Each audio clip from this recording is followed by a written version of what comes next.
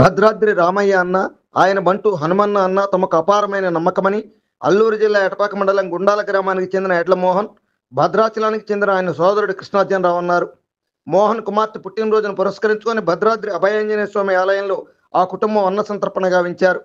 ఎప్పటిలా దాతల భక్తిభావం సహకారంతో జరుగుతున్న మంగళవారపు అన్నదాన కార్యక్రమంలో భక్తులు పాల్గొని అన్నప్రసాదం స్వీకరించారు.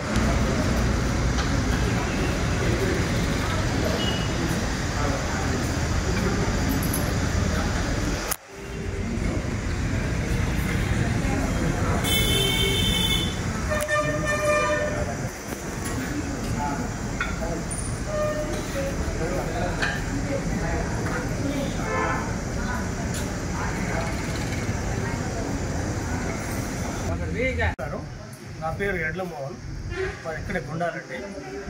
మొన్న 31వ తారీఖున మా బాబు బర్త్డే అయింది.